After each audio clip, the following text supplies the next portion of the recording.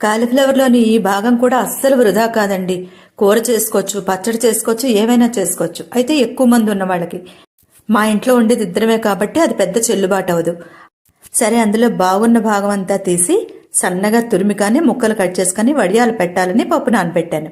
అయితే ప్రకృతికి నేనంటే ఎంత ఇష్టం అంటే నేను కష్టపడడం అస్సలు ఇష్టం ఉండదు.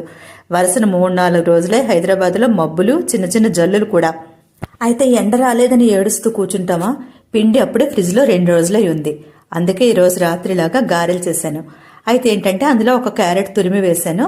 ముందుగా ఏంటంటే పంచదార గారెలు చేయాలని చెప్పి ముందుగా 4 గారెలు చేసి ఆ పాకంలో వేశాను. తర్వాత అల్లం, పచ్చిమిరపకాయలు, జీలకర్ర, ఇంగువ ఇవన్నీ వేసి మామూలు గారెలు చేశాను. నిజానికి మా నృహర్ని బతిమాలుకున్నాను. నాన్న, పిండి పాడైపోతుంది, ఈరోజు ఇది చేసేసుకుందామా అని. అలాగే అమ్మా, నీ ఇష్టం అన్నాడు.